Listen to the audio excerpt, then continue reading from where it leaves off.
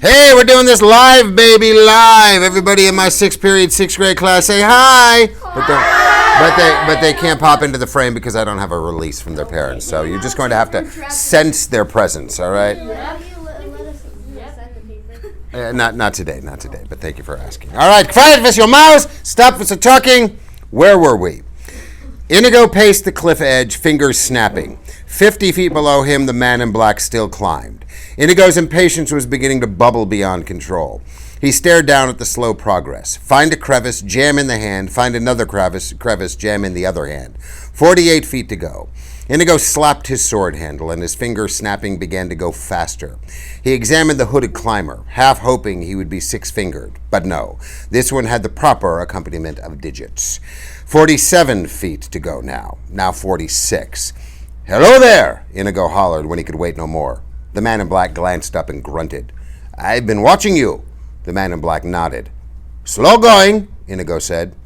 Look, I don't mean to be rude, the man in black said finally, but I'm rather busy just now, so try not to distract me. I'm sorry, Inigo said. The man in black grunted again. I don't suppose you could speed things up, Inigo said. If you want to speed things up so much, the man in black said, clearly quite angry now, you could lower a rope or a tree branch or find some other helpful thing to do. Yeah, I could do that, Inigo agreed, but I don't think you would accept my help since I'm only waiting up here so that I can kill you. That does put a damper on our relationship, the man in black said then. I'm afraid you'll just have to wait. 43 feet left. 41. I could give you my word as a Spaniard, Inigo said. No good. I've known too many Spaniards. I'm going crazy up here, Inigo said. Anytime you want to change places, I'd be too happy to accept. 39 feet, and resting. The man in black just hung in space, feet dangling, the entire weight of his body supported by the strength of his hand jammed into the crevice. Come along now, Inigo pleaded. It's been a bit of a climb, the man in black explained, and I'm weary. I'll be fine in a quarter hour or so. Another quarter hour? Inconceivable. Look, we got an extra piece of rope up here we didn't need when we made our original climb. I'll just drop it down to you, and you can grab hold, and I'll pull, and... No good, the man in black repeated. You might pull, but then again you also might let go, which, since you're in a hurry to kill me, would certainly do the job quickly. But you wouldn't have ever known that I was going to kill you if I hadn't been the one to tell you. Doesn't that let you know I could be trusted? Frankly, and I hope you won't be insulted, no. There's no way you'll trust me. Nothing comes to mind. Suddenly, Inigo raised his right hand high. I swear on the soul of Domingo Montoya you will reach the top alive. The man in black went silent for a long time, and then he looked up. I do not know this Domingo of yours, but something in your tone says I must believe you. Throw me the rope. Inigo quickly tied it around a rock, dropped it over. The man in black grabbed hold, hung suspended alone in space. Inigo pulled. In a moment, the man in black was beside him. Thank you, the man in black said, and he sank down on the rocks. Inigo sat alongside him. We'll wait until you're ready, he said. The man in black breathed deeply. Again, thank you. Why have you followed us? You carry baggage of much value. We have no intention of selling, Inigo said. That is your business. And yours? The man in black made no reply. Inigo stood and walked away, surveying the terrain over which they would battle. It was a splendid plateau. What is a plateau? Hey, look, we're learning while we're reading. What is a plateau? Land. Huh? Land? Land? What kind? A flat what? A flat toe. A flat. It's a plateau is a flat toe. Close enough. Moving on. Yes, it's a flat area at the top of a. Sure. What? Yes, great. Cut. It was a splendid plateau, really, filled with trees for dodging around and roots for tripping over and small rocks for losing your balance on and boulders for leaping off if you could climb on them fast enough, and bathing everything, the entire spot, moonlight. One could not ask for a more suitable testing ground for a duel, Inigo decided. It had everything, including the marvelous cliffs at one end, beyond which was the wonderful 1,000-foot drop. Always something to bear in mind when one was planning tactics. It was perfect. The place was perfect. Provided the man in black could fence. Really fence. Inigo did then what he always did before a duel. He took the great sword from its scabbard and touched the side of the blade to his face 2 times. Once along one scar, once along the other. Then he examined the man in black. A fine sailor, yes. A mighty climber, no question. Courageous, without a doubt. But could he fence? Really fence? Please, Inigo thought. It has been so long since I have been tested. Let this man test me. Let him be a glorious swordsman. Let him be both quick and fast, smart and strong. Give him matchless mind for tactics, a background for the equal of mine.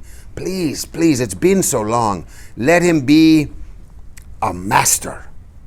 I have my breath back now, the man in black said from the rock. Thank you for your allowing me my rest. We'd best get on with it, Inigo replied. The man in black stood. You seem a decent fellow, Inigo said. I hate to kill you. You seem a decent fellow. I hate to die. But one of us must, Inigo said. Begin. And so saying, he took the six-fingered sword and put it into his left hand. He had begun all his duels left-handed lately. It was good practice for him, and although he was the only living wizard in the world with his regular hand, the right, still he was more than worthy with his left. Perhaps 30 men alive were his equal when he used his left. Perhaps as many as 50, perhaps as few as 10. The man in black was also left-handed, and that warmed Inigo. It made things fairer. His weakness against the other man's strength, all to the good. They touched swords, and the man in black immediately began the Agrippa defense, which Inigo felt was sound considering the rocky terrain. For the Agrippa kept the feet stationary at first and made the chances of slipping minimal. Naturally, he countered with Capoferro, which surprised the man in black, but he defended well, quickly shifting out of the Agrippa and taking the attack himself, using the principles of Tybalt. What's going on? Oh, we're looking at the posters on the wall because we can't use our imaginations. They're not quite strong enough. Just saying. Wow. Isn't my reading good enough? Isn't it filling you with the spirit of adventure? Anyway, moving on. Yeah. Inigo had to smile. No one had taken the attack against him in so long, and it was thrilling. He let the man in black advance, let him build up courage, retreating gracefully between some trees, letting his Bonetti defense keep him safe from harm. Then his legs flicked, and he was behind the nearest tree, and the man in black had not expected it, and it was slow reacting. Inigo flashed immediately out from the tree, attacking himself now. And that doesn't mean attacking himself. He's not like hitting himself with a sword. He's attacking himself. Anyway, yeah. Yes, got it, good. And the man in black retreated, stumbled, got his balance, continued moving away. Inigo was impressed with the quickness of the balance return. Most men the size of the man in black would have gone down, or at least fallen to one hand. The man in black did neither. He simply quick-stepped, wrenched his body erect, continued fighting. They were moving parallel to the cliffs now, and the trees were behind them, mostly. The man in black was slowly being forced toward a group of large boulders, for Inigo was anxious to see how well he moved when quarters were close, when you could not thrust or parry with total freedom. He continued to force, and then boulders were surrounding them. Inigo suddenly threw his body against a nearby rock, rebounded off of it with stunning force, lunging with incredible speed. First blood was his. He had pinked the man in black, grazed him only along the left wrist. A scratch was all, but it was bleeding. Immediately the man in black hurried his retreat, getting his position away from the boulders, getting out into the open of the plateau. Inigo followed, not bothering to try to check the other man's flight. There would always be time for that later. Then the man in black launched his greatest assault. It came with no warning, and the speed and strength of it were terrifying. His blade flashed in the light again and again, and at first Inigo was only too delighted to retreat. He was not entirely familiar with the style of the attack. It was mostly McBone, but there were snatches of Capoferro thrown in. And he continued moving backward while he concentrated on the enemy, figuring the best way to stop the assault. The man in black kept advancing, and Inigo was aware that behind him now, he was coming closer and closer to the edge of the cliffs. But that could not have concerned him less. The important thing was to outthink the enemy, find his weakness, let him have his moment of exaltation. Suddenly, as the cliffs came even nearer, Inigo realized the fault in the attack was flashing at him. A simple Tybalt maneuver would destroy it entirely, but he didn't want to give it away so soon. Let the other man have the triumph of a moment longer. Life allowed so few. The cliffs were very close behind him now. Inigo continued to retreat. The man in black continued advancing. Then Inigo countered with the Tybalt, and the man in black blocked it. He blocked it. Inigo repeated the Tybalt move, and again it didn't work. He switched to Capoferro. He tried Bonetti. He went to Fabrice. In desperation, he began a move used only twice by Sanct. Nothing worked. The man in black kept attacking, and the cliffs were almost there. Inigo never panicked, never came close, but he decided some things very quickly, because there was no time for long consultations. And what he decided was that although the man in black was slow in reacting to moves behind trees, and not much good at all amidst boulders, when movement was restricted, yet out in the open where there was space, he was a terror. A left-handed, black-masked terror. "You are most excellent," he said. His rear foot was at the cliff edge. He could retreat no more. "Thank you," the man in black replied. "I've worked very hard to become so." "You are better than I am." "So it seems. But if that is true, then why are you smiling?" "Because I know something you don't know." "And what is that?" asked the man in black. "I'm not left-handed," Inigo replied, and with those words he all but threw the six-fingered sword into his right hand, and the tide of the battle turned. The man in black retreated before the slashing of the great sword. He tried to sidestep, tried to parry, tried to somehow escape the doom that was now inevitable, but there was no way. He could block 50 thrusts. The 51st flicked through, and now his left arm was bleeding. He could thwart 30 ripostes, but not the 31st, and now his shoulder bled.